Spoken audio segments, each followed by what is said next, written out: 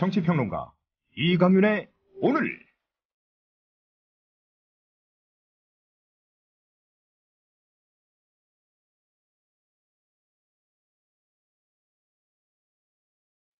안녕하십니까, 이강윤입니다. 10월 16일 금요일 시작합니다. 부산대 등 국립대 교수들도 국정역사교과서 집필 거부 대열에 합류했고, 서울대와 서울시립대 교수들도 조만간 집필 거부를 선언할 것으로 전해집니다. 연세대, 고려대, 경희대 등 사립대에 이어 국립대 교수들마저 국정교과서 제작 참여를 거부하면서 교과서 집필진 구성은 더욱 편향될 것으로 예상됩니다. 교수님들은 집필을 거부하고, 중고등학교 선생님들은 가르치지 않겠다고 하고, 아이들은 배우지 않겠다고 합니다. 미국 언론들은 박근혜 대통령의 방미 소식보다 교과서 국정화를 더 비중 있게 보도하며 한국의 역사 퇴행을 지적하고 있습니다. 논점은 명확해졌습니다. 교과서 문제는 좌우 진영 간 논란이 아니라 민주주의냐 전체주의냐의 문제입니다. 보수와 진보 간 대결로 몰고 가려는 저희를 명확히 인식하고 대처해야 합니다. 잠시 후 시작합니다. 빅맥보다 바비박스밥이 낫다. 와퍼보다 바비박스밥이 낫다. 밥이 박스에 담겨 빠르고 간편하게, 그리고 근사하게 당신의 식사 시간을 채워줍니다. 먹방 하종우도 차기작의 추가씬을 요청했다던 바비박스. 학동역 1번 출구 KFC 그 윗집 바비박.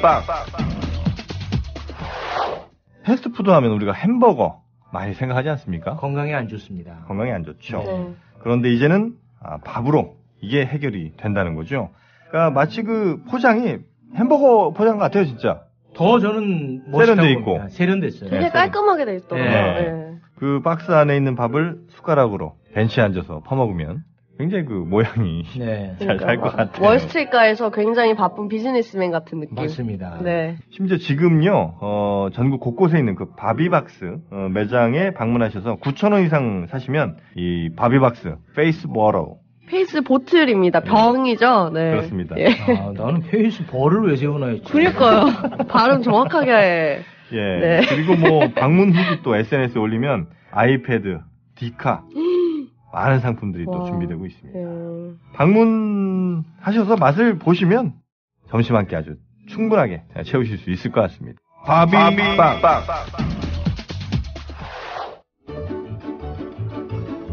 아직도 콘도 회원권 분양받으세요? No. 저렴한 금액으로 회원권을 이곳에서 구입하세요. 전국에 있는 모든 콘도 회원권, 여러분이 찾는 회원권에 관한 정보가 모두 있습니다. 회원권 114, 대한민국 대표 회원권 거래소 회원권 114. 인터넷과 모바일 앱에서도 검색할 수 있습니다. 02544-6114, 02544-6114. 지금 바로 전화주세요. 회원권 114. 대한민국 투어. 우리 국민TV 남덕수 조합원님께서 운영하시는 이 대한민국 투어. 그 20년 경력의 베테랑입니다. 이분의 어떤 경험을 여러분께서는 그냥 버스에 앉아가지고 네. 다 빼먹는 거예요. 20년 동안 쌓아둔 그 빅데이터. 그렇죠. 버스가 이제 28인승 최고급 리무진 버스도 있고 45인승 좀 더 많은 분들이 타실 수 있는 이런 버스도 있으니까 고급진 여행도 바로 남덕수 조합원님과 함께라면 가능하다. 네. 문의 전화는요 1599-2686번입니다. 1599-2686. 버스 여행하면 2686이 딱 생각이 나네요, 벌써. 네. 1599-2686번 아니면 네이버나 다음 같은 그 검색창에서 대한민국 투어 이렇게 검색하셔도 되고요. 그리고 웹사이트 대한민국 투어 한글로 쓰시면 됩니다. 대한민국 투어.kr 이렇게 검색하셔도 언제든 들어가실 수 있으니까 우리나라 국내 여행들도 많이 애용하시기 바라겠습니다. 대한민국 투어였습니다. 뉴스 브리핑 받으실 시간이죠. 정승조 아나운서 어서 오십시오. 안녕하십니까. 안녕하세요. 오늘 국회 대정부 질문 마지막 날인데 역시 여야 공방 뜨거웠죠. 그렇습니다. 야당의 한국사 교과서 국정화 저지특위 위원장인 도정환 의원은 현행 역사 교과서를 직접 들고 나와서 정부와 여당에 좌편향됐다는 지적을 조목조목 반박을 했습니다. 주체 사상을 비판적으로 가르치는 것을 두고 북한의 사상을 추종하는 것으로 몰아가는 것은 여론을 호도하는 행위라고 비판했습니다. 또 첫 질의자로 나선 새정치연합 우원식 의원이 황 총리의 자위대 입국 허용 발언을 거론하면서 총리 자격이 없다고 몰아붙이자 황 총리도 그러면 자리로 들어가겠다며 맞고함을 쳤습니다. 네. 자격 없다 그러니까 자리로 들어가겠다고요? 자리 물론 나겠다고 말을 해야 맞는 거지. 그나저나 오늘 아침 한겨레 신문 보도에서 다들 보셨겠지만 현행 거민정 교과서 8종의 국사 교과서 모두에 주체 사상을 비판하고 있는 것으로 명확히 적시된 걸 확인이 됐습니다. 그러니까 새누리당의 그 펼침막, 현수막은 전혀 사실을 호도하는 그거 자체로 대국민 사기인 셈이 명확히 드러났죠. 자, 새정치연합의 강동원 의원의 의혹 제기로 촉발된 대선 부정 논란, 대정부 질문 첫날이었는데요. 새로운 국면으로 좀 바뀌는 양상이라고요? 예. 새누리당은 강동원 의원이 제기한 대선 부정 의혹을 대선 불복으로 몰아가면서 공세 수위를 높이고 있고 그 표적이 문재인 대표로 이동하고 있습니다. 원유철 원내대표는 오늘 오전 회의에서 대선 관련 의혹이 해소되지 않았다는 문재인 대표의 발언을 문제 삼으면서 대국민 사과와 강 의원의 출당 등 책임 있는 조치를 요구했습니다. 문재인 대표는 즉각 반발을 하면서 이념 편향 발언으로 논란을 일으킨 고영주 방송문화진흥회 이사장에 대해서는 왜 침묵하고 있느냐고 따지기도 했습니다. 네.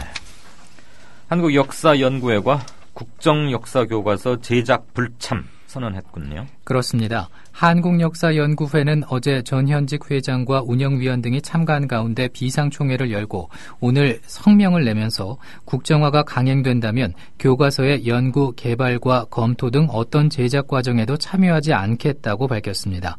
역사연구회는 또 국정화에 대비해 그동안 대한한국사 도서 개발을 준비해왔다면서 단순한 불참 선언에 그치지 않고 대한한국사 도서 편찬에 속도를 내겠다고 강조했습니다.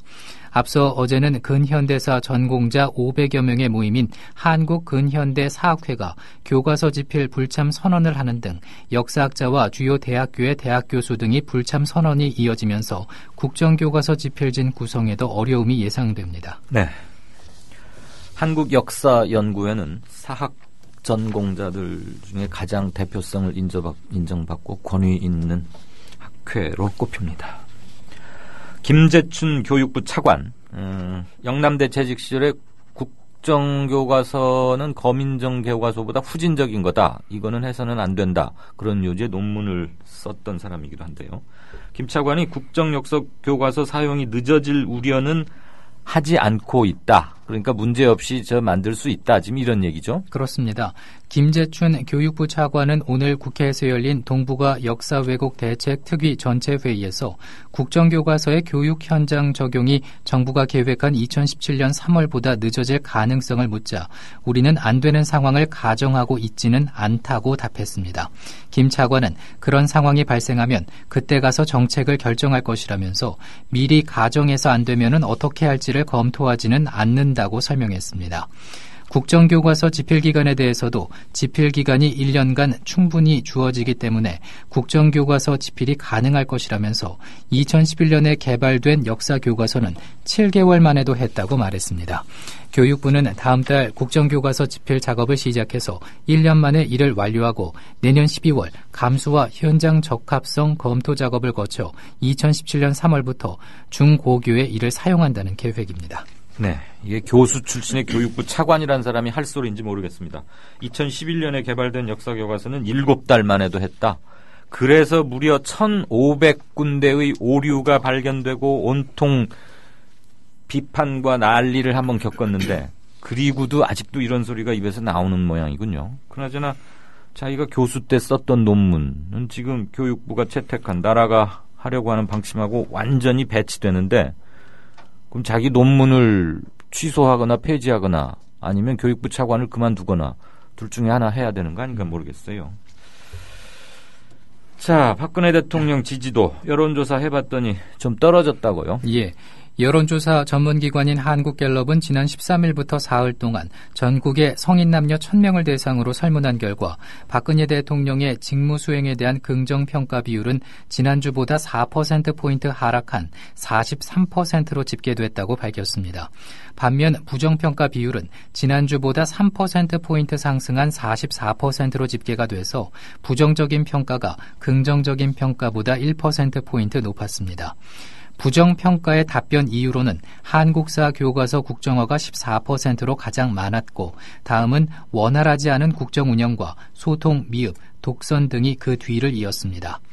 정당 지지도를 살펴보면 새누리당이 40%, 새정치연합 22%, 정의당 5%로 큰 변화는 없었습니다. 이번 조사의 응답률은 19%, 표본 오차는 95% 신뢰 수준에서 플러스 마이너스 3.1%포인트입니다. 갤럽은 정부가 추진하는 국정 역사 교과서를 놓고 찬반 양론이 부딪히고 있는 가운데 이번 주 박근혜 대통령의 국정 수행에 대한 부정적인 평가가 긍정적인 평가를 다시 앞섰다고 분석했습니다. 네. 교과서 여파가 대통령 지지도에도 바로 연결이 되고 있군요. 예. 용인에서 그 충격적인 캣맘 사망 사건, 알고 보니까 초등학생이 던진 벽돌이었다고요. 예. 경기 용인서부경찰서는 피해자 박 씨와 같은 아파트에 사는 A모 군의 신병을 확보해서 벽돌을 던졌다는 자백을 받았다고 밝혔습니다. 앞서 지난 8일 오후 4시 40분쯤 경기도 용인 신봉동의 한 아파트 화단에서 떨어진 벽돌에 맞아 길고양이를 돌보던 55살 박모 씨가 숨지고 29살 박모 씨가 다쳤습니다. A군은 사건 당일 친구 2명과 아파트 옥상에 올라가 물체 낙하 실험을 위해 벽돌을 던진 것으로 조사됐습니다. 경찰은 A군이 사람을 맞추려는 의도는 없었지만은 친구의 말을 듣고 누군가 벽돌에 맞았다는 사실은 알고 있었던 것으로 보고 있습니다. A군은 만 14세 미만 미성년자로 혐의가 입증되더라도 형사처벌을 받지 않아서 보호관찰 처분을 받을 것으로 보입니다. 경찰은 이번 사건과 관련해서 길고양이에 대한 혐오 범죄 여부와는 관련이 없다고 결론 내렸습니다. 네, 참 어처구니가 없습니다만 누구를 탓하기도 참 그렇다고 한 사람이 세상을 떠났고 말이죠. 어쨌거나 혐오 범죄는 아니다. 민노총 전국 공공운수노조 조합원들이 노사정 대타협 안에 반발하면서 도심에서 대규모 집회를 열었죠. 그렇습니다. 전국 공공운수노조 조합원 등 약 10,000여 명은 어제 오후 대학로에서 쉬운 해고, 평생 비정규직 노동계약 저지, 민주노총 공공노동자 파업대회를 열고 노동계약 정책 추진을 중단하라고 밝혔습니다. 조상수 공공운수노조 위원장은 투쟁사에서 박근혜 정부의 재벌 배불리기를 위한 노동계약은 도를 넘어 야만과 폭력이 됐다면서 정부는 지금이라도 쉬운 해고, 평생 비정규직 노동계약 추진을 즉각 중단해야 한다고 촉구했습니다. 이어 기획재정부는 총인건비 증액이 없고 정년 연장 없이 일방적으로 임금을 삭감하는 임금 피크제 강압과 개별동의 부당 노동 행위를 중단해달라면서 연말까지 공공기관 성과 연봉제와 퇴출제 가이드라인을 발표하겠다는 계획을 포기해달라고 목소리를 높였습니다. 네. 도의회 정책질의 답변에 나섰다가 갑자기 말도 못하고 흐물흐물하다 갑자기 푹 거꾸러졌고 그래서 뭐 건강 이상한 거 아니냐 아니면 술 마셔서 그런 거 아니냐 그랬는데 최문순 강원도지사 오늘 공식 사과했네요. 그렇습니다. 최문순 강원도지사는 오늘 오전 강원도의회 임시회 3차 본회의 신상 발언을 통해서 보여드려서는 안 될 장면을 보이고 의회 일정에 차질을 드린 데에 대해 사과드린다면서 송구스럽게 생각한다고 말했습니다. 또 어떤 연유든 자기 관리에 허점을 보인 점에서 변명이 있을 수 없다고 덧붙였습니다. 최 지사는 환영 식사를 마치고 현기증과 구토 증세가 일어나 몸을 가누기 어려운 상태였다며 아니한 생각에 의회 입장을 했다가 불편한 모습을 보이게 됐다고 당시 상황을 설명했습니다. 한편 최 지사의 사과에 대해서 강원도 의회는 성명을 내고 진정한 사과가 아니라 사실을 왜곡한 변명이라면서 진정성 있는 사과로 받아들일 수 없다고 반발했습니다. 최 지사는 그제 오후 중국 안우이성 관계자들과 반주를 겸한 오찬을 하고 도정 질의 답변에 나섰다가 쓰러져서 음주 논란을 빚었습니다. 네, 50분간 소주잔에 고량주 6잔을 마셨다고 하죠. 아시다시피 뭐 고량주는 상당히 알코올 도수가 높고 고량주 잔은 꽤 조그만한데 작은 잔이 아니고 소주 잔은 고량주 잔보다는 훨씬 크죠. 한 2배도 넘을 텐데 또 짧은 시간 안에 한 6잔 벌컥벌컥 들이켜면 술에 장사 있겠습니까? 본래 뭐 최 지사의 주량은 제가 정확히는 모르겠습니다만 중국 사람들하고 밥 먹으면 또 꼭 술을 해야 되는 그런 문화적 그런 것도 있기는 하고 좀 애매하게 꼬였는데 이후 일정을 감안해서 양해를 구하고 좀 적게 마셨어야 하는 게 아닌가 그런 생각은 듭니다. 중국 사람들은 한 2시간, 3시간 이렇게 점심 먹으니까 기름진 안주에다가 술 마구 마셔도 그렇게 취하리라고 생각 안 했겠죠. 근데 뭐 50분 안에 그렇게 빨리 마시면 누구라도 좀 뿅 돌지 않겠습니까? 어쨌거나. 자, 지난번에도 한번 보도해 드렸는데 소설가 김훈 씨의 그 산문집 라면을 끓이며 이게 도서정가제 위반했다고요. 예. 문학동네가 소설가 김훈의 새 산문집 라면을 끓이며 예약 판매해서 양은 냄비와 라면을 사은품으로 제공한 것이 도서정가제 위반에 해당한다고 출판유통심의위원회가 판정을 했습니다. 이상현 한국출판문화산업진흥원 출판유통팀장은 오늘 지난 13일 열린 심의회에서 문학동네의 해당 사은품 제공 행사를 논의한 결과 도서정가제를 위반했다고 판정했다고 밝혔습니다. 문학동네는 라면을 끓이며 예약 판매를 진행하던 지난달 16일 온라인 서점에서 해당 책을 예약 구매하는 독자에게 양은 냄비와 라면을 제공하는 행사를 실시했습니다. 이후 출판문화산업진흥원이 행사에 도서정가제 위반 가능성이 있다고 통보를 하면서 문학동네는 지난달 18일에 행사를 중단했습니다. 네. 이것도 한번 보도해드렸는데 당시에도 세계적으로 비난 여론이 빗발쳤는데 미군이 아프가니스탄에서 국경 없는 의사회가 운영하는 병원을 폭격한 것이 실수가 아니었다. 그러니까 조준사격했다. 알고도 폭격했다. 이 말이죠? 예. AP통신은 미군 내 전문가들이 이미 공습 며칠 전 탈레반에 협력해온 공작원의 활동 경로가 표시된 지도와 함께 병원의 위치에 대한 자료를 갖고 있었다면서 이같이 보도를 했습니다. 미군 내 전문가들은 해당 건물이 탈레반의 지휘소로 활용되면서 중화기가 보관되어 있는 것으로 추정하고 병원임을 알면서도 공습한 것으로 보인다고 통신은 전했습니다. 이 보도에 대해서 메이니 니콜라이 국경 없는 이사회 회장은 미군이 병원의 위치를 정확히 알고도 의도적으로 표적 공격했음을 보여주는 것이라면서 명백한 학살이다 주장을 했습니다. 네. 당시에 사망자가 19명인가 20명인가 그랬을 겁니다. 이건 또 무슨 얘기입니까? 여중생을 성폭행한 혐의로 기소된 40대 연예기획사 대표에 대해서 무죄가 선고됐다고요? 그렇습니다. 서울고등법원은 대법원이 무죄 취지 판결을 내린 사건의 파기환송심에서 여중생을 여러 차례 성폭행한 혐의로 기소된 48살 조모 씨에게 징역 9년을 선고한 원심을 깨고 무죄를 선고했습니다. 재판부는 범행을 뒷받침할 증거가 충분하지 않고 조 씨가 다른 사건으로 구속이 됐을 때 피해 여중생이 매일 면회를 오고 사랑을 표현하는 문자 메시지 등을 주고받은 점 등을 고려할 때 성폭행을 당했다는 여중생의 진술을 믿기가 어렵다고 판단을 했습니다. 연예기획사를 운영하던 조 씨는 지난 2011년 자신보다 27살 어린 여중생을 만나 여러 차례 성관계를 갖고 임신을 시킨 뒤 동거까지 했습니다. 그 뒤 여중생은 조 씨에게 성폭행을 당했다고 경찰에 신고를 했고 구속 기소된 조 씨에게 1, 2심은 유죄를 인정해 실형을 선고했지만 지난해 11월 대법원은 무죄 취지로 사건을 서울고등법원으로 돌려보냈습니다.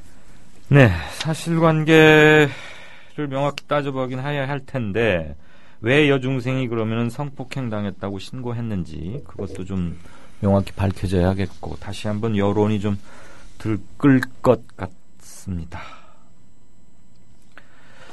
올해 여름 휴가객이 작년보다 줄어들었다고요. 아마 메르스의 경기 부진 이런 게 겹치지 않을까 싶습니다만. 예, 한국문화관광연구원이 최근 관광사업체 330여 곳을 대상으로 조사한 결과 올여름 휴가 기간에 국내 관광 수요가 지난해보다 줄었다고 대답한 비율이 54%로 나타났습니다.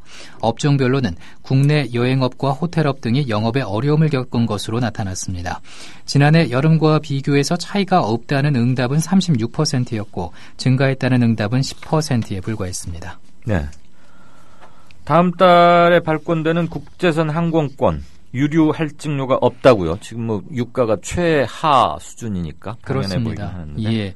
대한항공과 아시아나항공은 유류 할증료의 기준이 되는 싱가포르 항공유의 가격이 낮은 상태를 유지해서 다음 달에도 유류 할증료가 0원으로 책정이 됐다 이렇게 밝혔습니다. 이것은 지난 9월부터 석 달 연속입니다.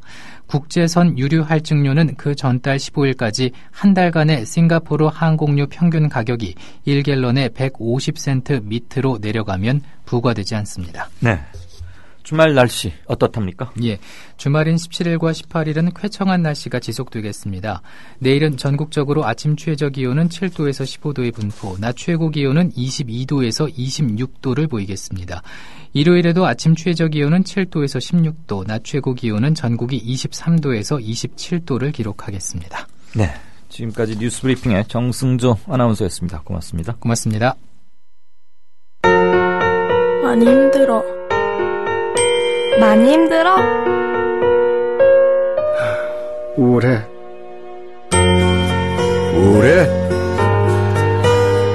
고민 있어요. 고민 있어요? 사랑의 물음표를 붙여주세요. 관심의 물음표를 붙여주세요. 힘들어하는 이들이 혼자가 아님을 알 수 있도록 지금 말을 걸어주세요. 당신의 물음표 하나가 생명을 살릴 수 있습니다. 공익광고협의회.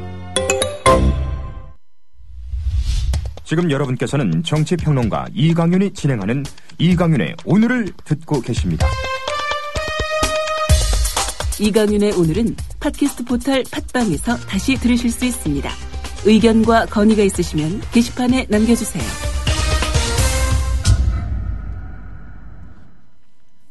네, 4시 50분 됐습니다. 오늘 고정 출연자들의 일정이 조금 바쁜 게 있고 엉키는 게 있어서 스포츠 뉴스를 먼저 진행하겠습니다. 스포츠 큐의 박상현 차장, 안녕하세요. 네, 안녕하십니까. 통합 5연패에 도전하는 프로야구 삼성 라이온스 구단. 원정 도박했다고요? 이 돈을 많이 벌어서 그럽니까? 우승해서 기분이 좋아서 이럽니까? 아니면 늘상 도박을 많이 합니까? 예, 그 일부 선수의 일탈행위로 좀 보여지는데요. 네. 바로 어제 이제 모 언론에서 그 주력 선수 3명이 마카오에서 원정 거액 도박을 했다는 사실이 밝혀졌습니다. 아직 검찰은 아직 수사를 좀 하고 있다고 하지만은 일단 해당 선수는 좀 부인을 하고 있고요. 좀 더 검찰 수사가 좀 진행이 되어 봐야 알 것 같지만 지금 일단은 몇몇 선수는 그 마카오에 간 것은 좀 인정을 했다고 합니다. 하지만 이제 거액 도박은 없었다 이렇게 얘기가 나오고 있으니까 네. 조금 더 수사 결과를 좀 지켜봐야 될 것 같습니다. 마카오에 가면은 거기 카지노 유명하죠, 원래 거기. 예, 그렇습니다. 중국식 도박도 많이 하고 거기 가면 대개들은 할 텐데 마카오에 가서 프리배팅 연습만 했을 것 같지는 않긴 하네요. 그 유명한 선수들이에요, 관련자들이 지금? 지금 이제 아직 혐의가 안 밝혀졌으니까 실명을 밝힐 수는 없는데. 예, 그런데 문제는 이 3명이 모두 투수고요. 오. 모두 선발과 중간과 마무리로 좀 활약하고 있다는 얘기까지만 들어왔습니다. 우리 박 차장은 알아요? 누군지? 예, 다 알고 있습니다. 그 선수들은 야구 잘하는 훌륭한 투수들이에요? 빠지면은 삼성 투수진 운영에 힘들 그런 선수들이에요? 일단 상당히 어려운 상황에 처할 것 같고요. 예, 특히 이제 선발 투수 같은 경우는 지금 상당히 많은 승리를 올렸던 그런 투수이기 때문에 예. 만약에 이 선수가 정말로 삼성 그 선발 라인업에서 빠진다면은 상당히 그 한국 시리즈 치르기가 좀 어렵지 않을까 이렇게 생각이 듭니다. 네. 근데 예전에도 야구 선수들 도박 때문에 물이 빚은 적 있지요?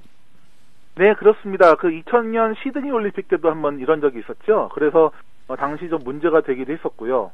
그다음에 2006년인가 7년을 기억하는데 그 삼성의 최태인 선수라고 있습니다. 네. 이 선수가 역시 이제 도박을 해서 당분간 그 출장이 정지된 적이 있었는데요. 일단은 이제 거액 도박이라고 하면은 이제 잘 아시겠지만은 예전에 그 연예인들도 조금 그런 쪽에 좀 연루가 되지 않았었습니까? 네. 그러면서 봤을 때 그 선수들의 도덕성이라든지 나아가서는 원정 거액 도박이라면 이게 사법 처리가 될 수도 있는 상황이기 때문에 그렇죠. 삼성 쪽에서도 좀 더 추이를 지켜보고 구단 입장을 정리하겠다 이렇게 얘기가 나오는 것 같습니다. 그 마카오에는 투수 3명만 갔답니까? 다른 선수들도 함께 갔는데 3명만 도박한 것으로 지금 의심받는 겁니까? 일단 3명으로만 지금 좁혀져 있습니다. 알겠습니다.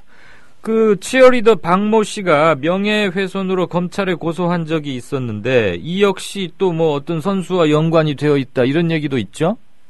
예, 그렇습니다. 지금 이제 모 구단의 그 포수와 좀 관련이 되어 있는데요. 네. 어떻게 보면은 이게 좀 뭐라 그럴까요? 좀 베갯 속 뭐 얘기라고 해야 되나요? 백인이 송사라고 해야 되나요? 네. 그런 얘기가 좀 나더라는데 네. 어쨌든 이제 그 선수의 해당 선수의 뭐 약혼녀였다는 그런 사람이 나타나서 네. 뭐 이런 얘기가 있었다. 그래서 파혼을 했다. 뭐 이런 식으로 좀 허위 사실을 좀 얘기를 한 모양입니다. 그래서 그 치어리더 박모 씨가 여기에 대해서 고소를 했고요. 네. 나중에 이 여성이 나중에 그 박모 씨를 좀 음해했던 여성이 사과 성명 발표를 했지만 문제는 이제 그 해당 선수로부터 얘기를 들었다는 것이거든요. 예. 어떻게 봤을 때 그 해당 선수가 조금 거짓말이라든지 뭐 과장돼서 이렇게 얘기를 하지 않았나 이렇게 생각이 드는데 어쨌든 선수의 인성 측면이라는 점에서 조금 문제가 되지 않나 이렇게 생각이 됩니다.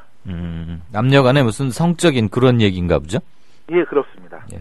박 차장 조금 미안하지만 목소리를 조금 크게 내주시겠어요? 전화 감이 예, 좀 알겠습니다. 네, 멉니다.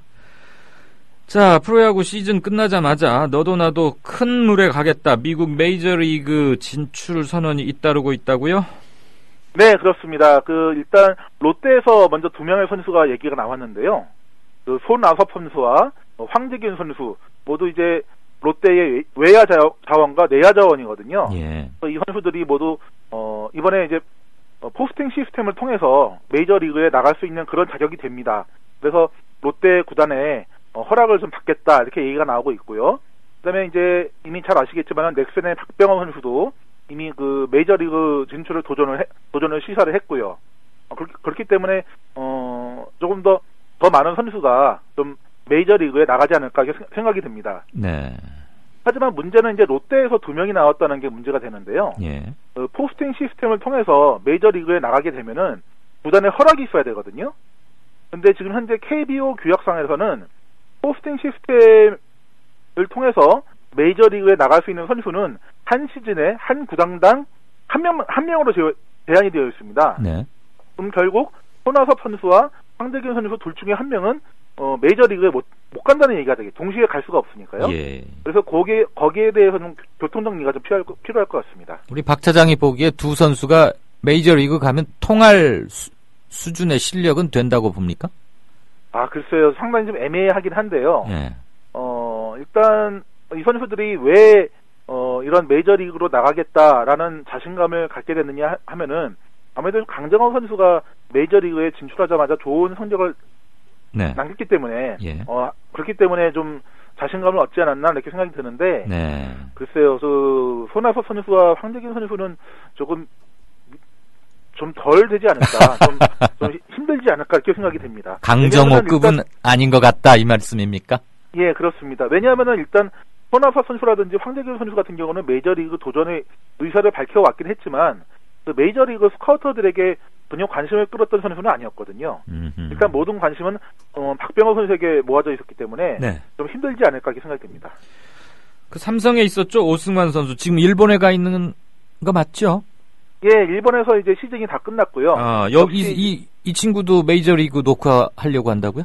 예, 그렇습니다. 오승환 선수는 애시당초 그 한신 타이거즈에서 2년을 뛴 다음에 메이저리그 진출하겠다는 원래 그 마스터 플랜이 있었습니다. 네. 그렇기 때문에 새삼스러울 것은 없고요.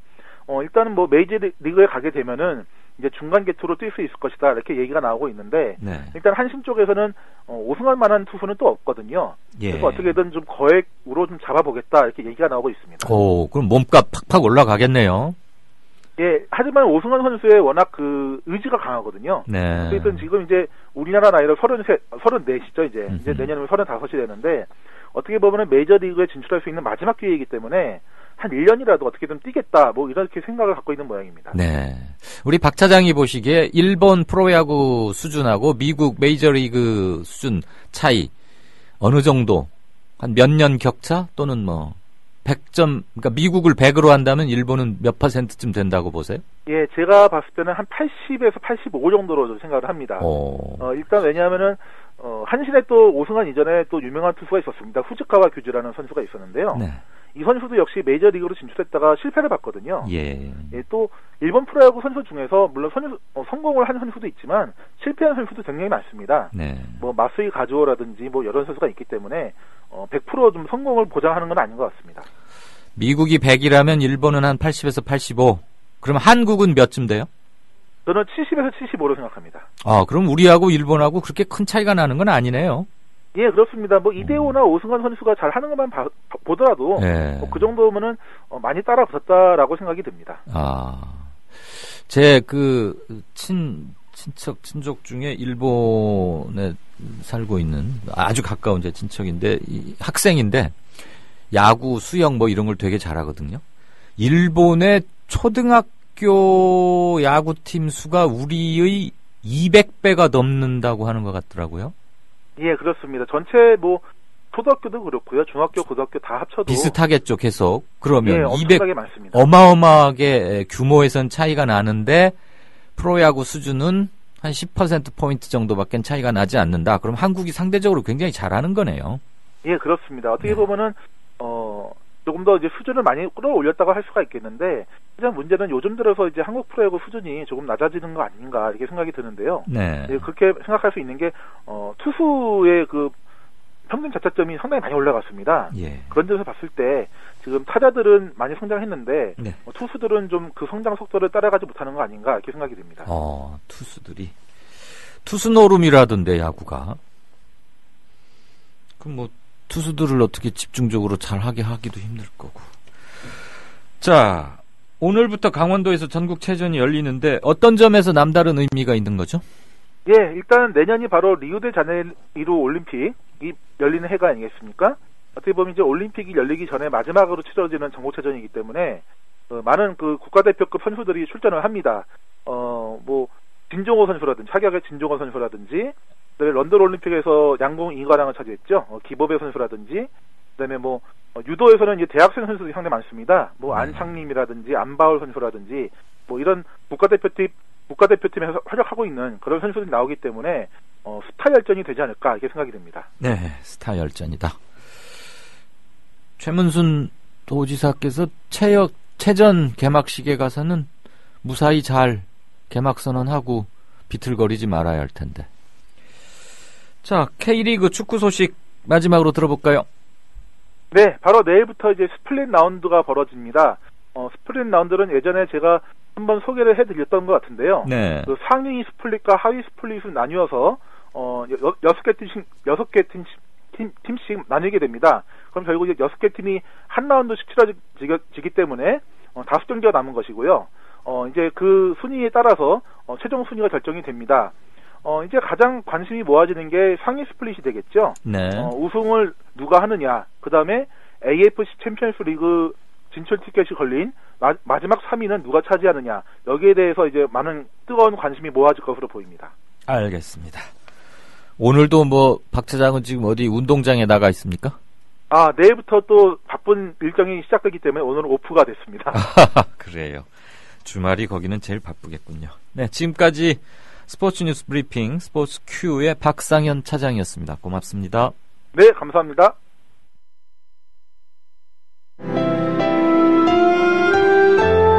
주장이 질서를 만나면 아름다워집니다. 주장이 화해를 만나면 힘이 생깁니다. 주장이 감동을 만나면 희망이 됩니다.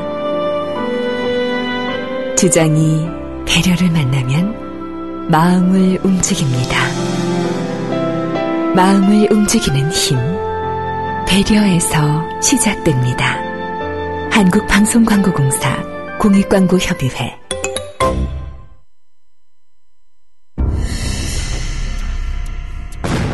조선일보가 일제에 벌이는 거룩한 전쟁에 참여하라고 해서 내 학도병으로 지원했다가 죽을 뻔했다우.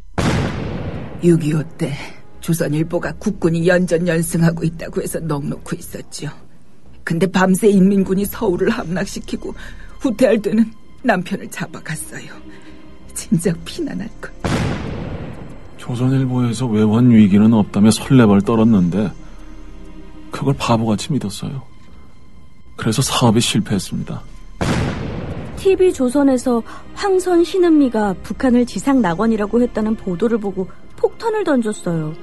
TV조선이 거짓 보도를 한 건데.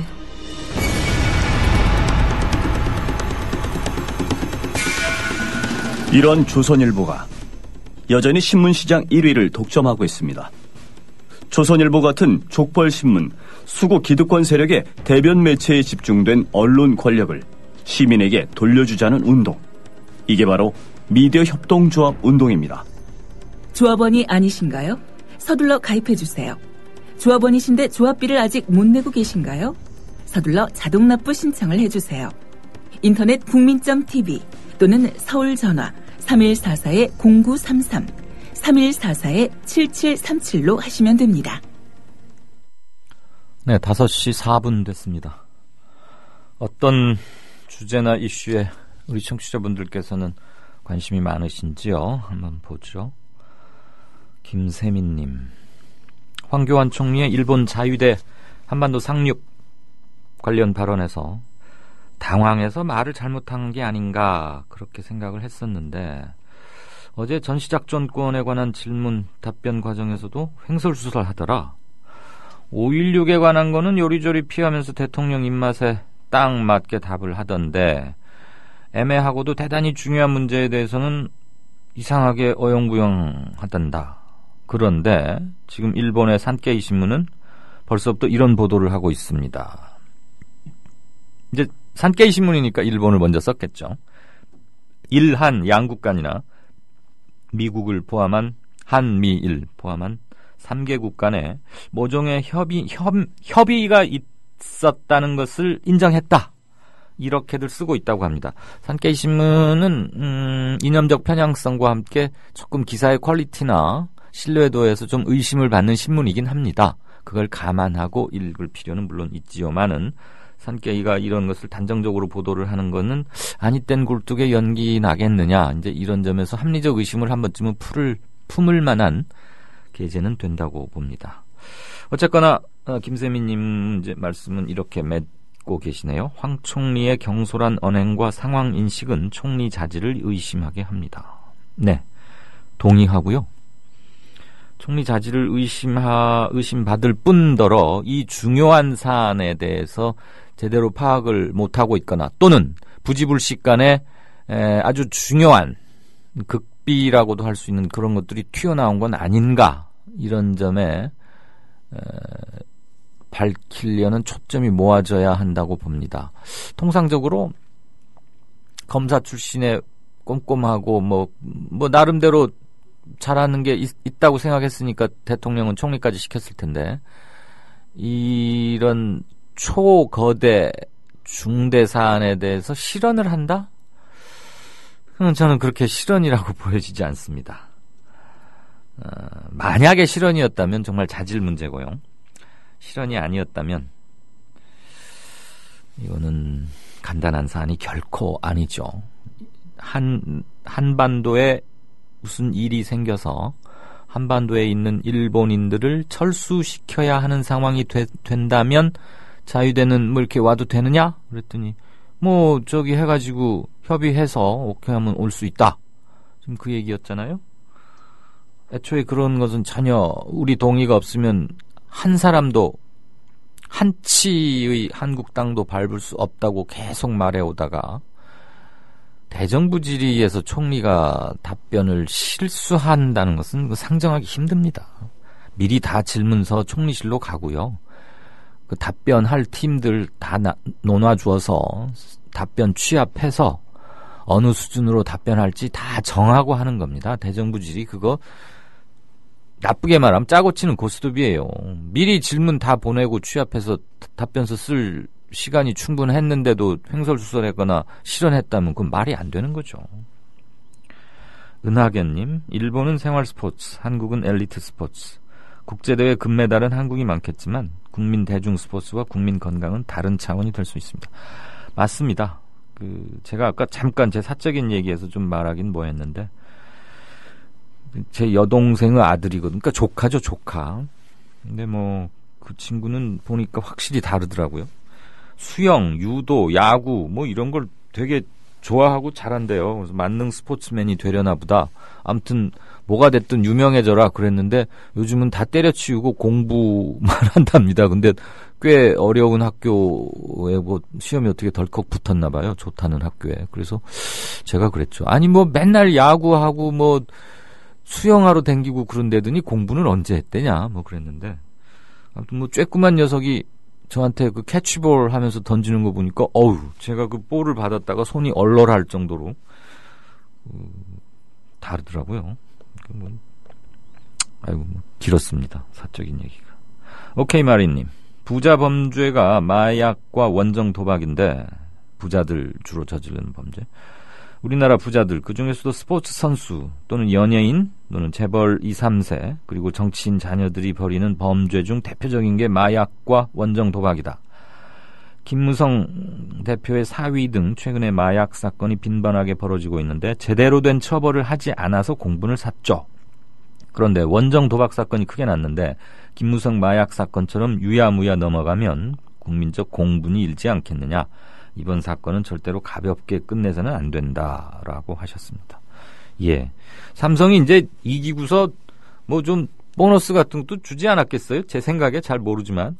그리고 이제 코리안 시리즈에서 붙을 때까지는 시간적인 여유도 있고 하니까 좀 휴가 같은 걸 주지 않았을까? 제 추측입니다.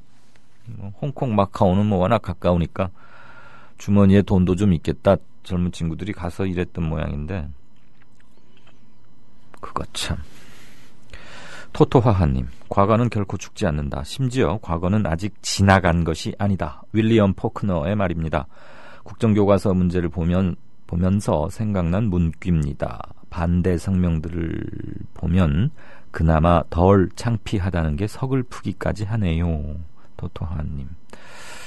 심지어 과거는 아직 지나간 것이 아니다. 참, 어쩌면 이렇게 지금 상황과 꼭 들어맞게 윌리엄 포크너는 미리 말을 해놨을까요? 도박으로 대박은커녕 쪽박 인생 신세를 뻔히 알면서 국제망신 시킬 삼성이 거론된 선수들 합당한 조치가 시급하다. 그 돈으로 불우이웃 돕기 했으면 대박 인생 될 텐데요. 그러게요. 철부지 젊은 선수들이 뭘 알까 싶기는 하고 좋은 데 썼으면 좋았을 텐데. 치우지아님이 또 스포츠 평론가시군요. 롯데의 손아섭 선수는 연봉을 포기하면 가능할 것 같고 황재균은 꾸준하지 않아서 어렵다. 아, 메이저리그 가려면 연봉을 포기하라 이 말은 돈 안 받고는 받아준다 이 소리입니까? 아유, 손아섭 선수 들으면 되게 서운하겠는데. 치어리더 박기량 씨 맞죠? 잘 모르겠습니다. 선수 녀석이 삽질을 한 거네요. 형사 미성년자 연령을 지금의 현행 만 14살에서 만 12살로 낮추고 촉법 청소년 저촉법 그건가 그 촉법 소년 연령도 똑같이 만 12살로 낮추는 형법 및 소년법 개정이 지금은 이제 꼭 필요해졌다고 본다. 어디 무서워서 고층 건물 아파트 지나가겠습니까? 이랬는데 아이들이 몸집도 커지고 뭐 조숙하고 빨라지니까 몇십 년 전에 저기 했던 그 미성년자 연령을 좀 낮추자 이 말씀이죠. 그래서 13살, 만 13살이 넘으면 형법의 적용을 받도록 하자 이 말씀이신 것 같습니다. 이런 황당한 판결을 하니 지금 여중생 성폭행 혐의 무죄 판결 대법원 얘기이신가 봐요. 이런 황당한 판결을 하니까 사법부가 후진적인 거다. 만 18살 이하는 결혼도 할 수 없고 성관계의 오타인데 무엇에 오타했을까요? 성관계의 뭐가 아니며 성관계의 당연자가 아니며 대상자가 아니며 아무튼 성관계 해서는 안 된다 이런 얘기 같고 서령 동의하에 그런 게 이루어졌다고 해도 강간의제가 된다. 예, 법정 용어네요. 강간의제가 된다. 이건 미성년자의 성을 보호하기 위한 조치다. 따라서 강간이고 유죄다. 유죄가 마땅하다. 15년 이하 징역에 처해야 하는 중죄이다. 그런데 대법원은 왜 무죄 판결을 냈느냐? 사랑한다는 뭐 문자 메시지나 감옥에 면회 갔던 것 등등을 들어서 이건 강제로 그런 게 아니고 여중생도 자기가 좋아해서 한 것으로 보는 대법원 결정에 대해서 전혀 다른 견해를 제시해 주셨습니다. 고맙습니다. 저도 차라리 치우지아님 말씀이 더 솔깃해집니다. 길 드래곤으로 읽어야 합니까? 질 드래곤으로 읽어야 합니까? 안녕하세요, 이강윤님. 방송 시간에 맞춰서 항상 고맙게 듣는 애청자입니다. 며칠 전 댓글을 처음 남겼는데 읽어주셔서 방송을 통해서 들으니까 신기하기도 하고 고마운 마음입니다. 아울러 조합원 가입을 서두르겠습니다. 아이고, 뭐 감사합니다. 들어주시는 것 고마운데 조합원 가입해 주시면 큰 힘이 되죠. 댓글은 꼭 필요하면, 꼭 필요한 것이라면, 시의성이 있거나 함께 공유해야 할 생각들이라면 시간 아깝지 않고 많이 읽습니다. 그게 소통의 첫걸음이라 생각하고요. 50분 동안에 소주잔으로 6잔을 마시면 고량주 2병쯤 해당하는 양인데 토하지 않는 게 다행이다라고 고량주 도수를 56도로 잡았을 때 말이에요. 이야, 칼같이 계산을 해주셨군요. 아, 소주잔 6잔이면은 소주 한 병 대개 300 몇십 미리 그거 한 병쯤 될 것 같은데 고량주로 치면은 2병이다. 고량주가 좀 사이즈가 작긴 하죠. 그거 확 취하고 확 깨던데 중국 술이 바이주, 백주 말이에요. 사도 요한님, 국민TV를 말하다라는 주제의 현상윤 이사장 수원 강연이 있군요. 10월 23일 금요일 저녁 7시랍니다. 누가 만들었는지 캐리커처 참 이쁘게 해놨네요. 저도 하나 좀 이렇게 이쁘게 그려주십시오. 아유, 귀엽게 나왔네, 이사장은. 이사장한테 알려주셔야겠는데. 사도 요한님, 용인 초등학교 사건 마음이 참 아픕니다. 그만해라 근혜아님은 변희재씨 김차관 논문 표절 검증 좀 부탁해요. 표절했으니까 자기가 한 말을 모르는 게 아닌지 표절이 의심됩니다. 김재춘 차관과 변희재 두 사람을 동시에 아주 탁 미트 있게 꼬집으셨습니다. 1타 2피입니까 이게? 표절 논문 검증 전문 변희재. 그때 관악 나왔을 때 인터뷰 한번 했는데 그때는 다소곳 하더니 변희재 인터뷰 다시 한번 해볼까요? 요즘은 좀 다시 또 기가 살아서 까불까불 하려나? 막 말대꾸하고 막 이러려나? 그때는 아무튼 후보 신분이어서 그런지 다소곳하게 뭐 그래서 생각보다 얘가 착해졌네 이런 생각도 잠시 들었습니다.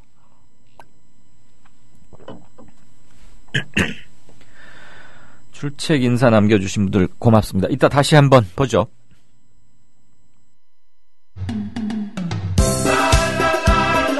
국민TV 조합원인감? 나가지 있게 지역협의회 가입해야 쓰겠어. 국민TV 조합원이요? 지역협의회 가입해야죠. 국민TV 조합원 맞나? 막 박적 지역협의회 가입해 안 가나? 국민TV 조합원에 가입하고 조합비를 내고 국민라디오와 국민TV를 시청한다고 조합원으로서의 만족이 전부냐? 결코 아닙니다. 가까운 지역협의회에 가입하셔서 가까이 사는 조합원과 동지애를 나누십시오.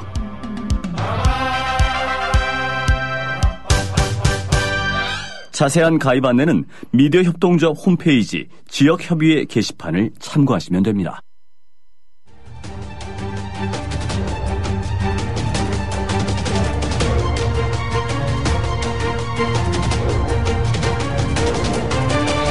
이강윤의 오늘, 이제는 진짜 인터뷰입니다. 네, 이강윤의 오늘이 요즘 교육에 할애되는 시간이 좀 많아졌습니다. 뭐 꼭 일부러 그런 건 아닌데 교육은 항상 중요한 문제이긴 하죠. 오늘은 대안교육에 대해서 얘기를 좀 나누어 보겠습니다.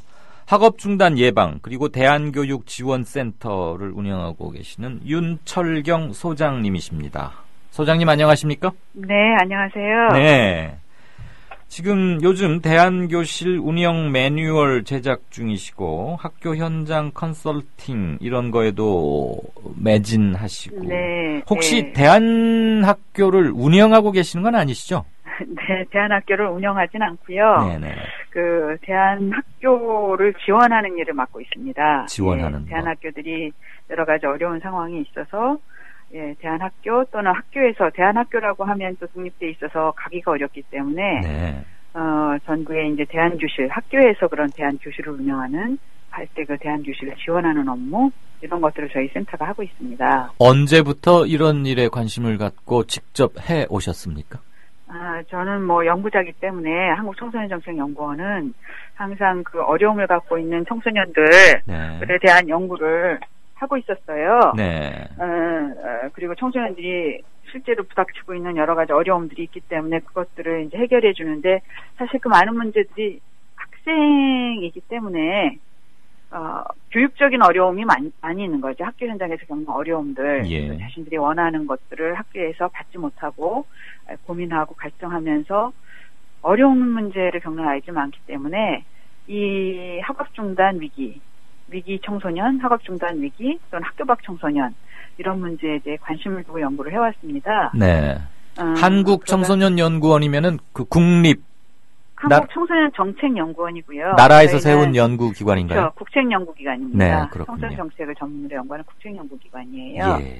예, 그래서 이러한 연구를 하다가 학업 중단, 학교 밖 청소년 이 문제가 굉장히 사회적인 하나의 이슈로 부각되면서 정부가 여기에 이제 정책적인 관심과 투자를 하기 시작했습니다. 네. 그래서 그 투자가 이루어지면서 저희 센터가 만들어졌어요. 네. 네, 연구원에. 예, 지금 저희 그 센터는 교육부가 예산 투자를 하고 있습니다. 알겠습니다. 네네. 당연히 해야 할, 나라에서 당연히 해야 할 일이라고 보고요. 학업 중단의 원인, 카테고라이징을 하셨을 것 같은데, 대개 어떤 네. 사유들로 중도의 학업을 포기합니까? 굉장히 다양하지만은, 일단은 그 대부분 학업 중단을 하게 되는 그 위기를 맞게 되는 아이들은 대부분 다 가정적인 문제가 있습니다. 가정이 어렵거나, 또 부모가 아이들을 돌보지 않거나, 아니면 부모와의 관계에서 굉장히 어려움을 겪는 이런 가족적인 지원이 되지 않는 이런 환경을 기본적으로 갖고 있고요. 예. 그리고 이제 애들이 성장기에 그 기질적인 요인들이 많이 있는데 성장 과정에서 그런 것들을 학교에서 이제 이 애들에 맞는 교육이나 지원이나 교육 시스템이 되지 않다 보면 이 애들은 학교에 부적응, 학교에서 얘네들한테 맞는 교육이 이제 이루어지지 않는 거죠. 그러다 보면 또 학교에서도 어려움을 겪게 되고 가정적인 어려움, 학교 교육에서의 어려움 이런 것들을 겪게 되다 보면 이 애들은 이제 그 인생 자체가 얘네들이 사회에서 기능할 수 있는 어떤 그 자기 개인의 행복도 추구하고 일을 할 수 있어야 되고 직업을 갖고 일을 할 수 있어야 되고 그다음에 국가에 세금을 낼 수 있는 시민이 돼야 되고 그다음에 가정을 꾸릴 수 있는 가정의 구성원이 될 수 있어야 되는데 이런 모든 기능에 이제 어려움이 생기게 되면 국가적으로도 굉장한 큰 손실이죠. 개인으로서는 불행이고 국가적으로서는 손실이고 이런 것들을 우리가 이제 예방하기 위해서 사실 가정은 애들이 부모는 선택해서 태어나는 게 아니거든요. 근데 학교는 저희가 이 애들을 지원하고 얘네들한테 맞게 도와줄 의무가 있는 기관이에요. 국가기관이기 때문에. 근데 저희가 이제 학교에서 얘네들을 놓치게 되면 이제는 방법이 없는 거예요. 그래서 그 어려움을 갖고 이제 사회의 일원으로 살아나갈 때, 저희는 이 친구들을 사회복지로 얘네들을 부양하거나 아니면 교도소나 이런 교정기관에서 이들을 부양해야 되는 이런 또 새로운 부담을 갖게 되는 거죠. 그래서 이런 일을 예방하기 위해서 학교와 지역사회가 관심을 갖고 얘네들을 보살펴야 된다. 교육받을 시기에 적절한 교육을 받을 수 있도록 해야 되고 보살핌을 받을 수 있도록 해야 된다. 알겠습니다. 이런 관점에서 접근하고 있습니다. 그 학업 중도 포기자들의 경우에 경제적인 이유가 혹시 좀 있지 않을까라는 게 저의 막연한 추측이었는데 그거보다는 가정에서의 소통의 문제, 대화의 문제, 무관심 이런 것들이 더 많은 케이스로는 더 많은가 보죠. 예를 들면 다양한데요. 기본적으로 가정에서 보살핌을 못 받기 때문에 경제적인 게 어려워서만은 이유가 될 수가 없거든요. 근데 부모가 따뜻해요. 그럼 이 아이들은 부모의 따뜻한 보살핌을 받기 때문에 힘이 있는 거죠. 살아나갈 수 있는. 그러면요. 가정 경제가 어렵고 부모도 힘들어요. 네. 뭐 알코올 중독이든 뭐 애들을 보살필 능력이 없든 또 가정이 부유하다 하더라도 네. 부모가 억압적이에요. 음흠. 그리고 성적에 대한 이 스트레스를 많이 줘요. 예. 그럼 얘네들은 또 힘들거든요. 제가 공부를 좀 잘하는 아이들 중에서도 뭐 많은 문제가 있지 않습니까? 순진하게 들리실 걸 알면서도 질문 하나 하죠. 네. 제 새끼 안 이쁘고 안 귀한 부모는 없을 텐데 네. 경제적으로 윤택하건 형편이 어렵건 간에 네. 아이들을 따뜻하게 대하려는 것은 모든 부모들이 다 똑같지 않나요? 방법을 모르는 거겠죠. 아이들에 대한 사랑은 있고 마음은 있어도 적절한 방법. 아이들을 대하는 아이들은 달라지고 변하고 사회가 다르잖아요. 네. 근데 아이들 세대의 그 문화나 이런 것들을 부모들이 이해하지 못하고 네. 또 아이들이 과거보다 스트레스가 많은 사회에 살고 있는 것은 분명하거든요. 아이들은 어려서부터 친구 관계나 어떤 가족 관계나 친구 관계에서 보살핌을 받고 또 충분히 놀아야 되고 예. 노는 과정 중에 성장을 해야 되는데 이런 모든 환경들이 과거에 비해서 굉장히 열악해졌거든요. 예. 또 형제 관계도 없고. 네, 소장님. 네. 그 지금 학업 중도 포기자들 비율이 네. 전체에서 몇 %쯤 됩니까? 지금 전체 학령에서 보면 1% 수준에 있어요. 100명에 한 명. 학년에 비하면 1% 수준에 있고요. 네. 특성화고등학교나 이런 학교에서는 3% 미만, 3% 수준까지 가고 있는데요. 네.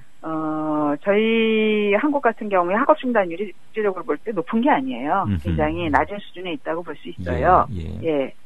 그렇지만은 오히려 낮은 수준에 있기 때문에 어떤 부분은 학교 밖에 있거나 학업을 중단하게 되는 애들이 느끼는 소외감 같은 건 훨씬 더 심각할 수 있죠. 그렇죠. 왜냐하면 학교를 그만둬도 먹고 살 수 있는 방법이 많이 있는 사회와 그게 아니면 학력으로 인정되는 사회, 서열화된 사회에서 이게 없을 때 얘네들이 일반적으로 나가서 부딪혀야 되는 현실은 더 서먹하고 힘든 현실이 될 수 있다는 말씀입니다. 네, 무리로부터 이탈하거나 또는 낙오하거나 어쨌거나 떨어져 나오면 곧바로 춥고 배고픈 겨울 벌판밖에 만날 게 없으니까. 예, 또 성인 사회나 일반 사회 인식이 그만큼 나쁘고요. 그렇죠. 뭔가 문제가 있어서 학교도 그만두고 그러는 거 아니냐. 그러면서 바로 이렇게 우범시하는 그런 게 있을 텐데.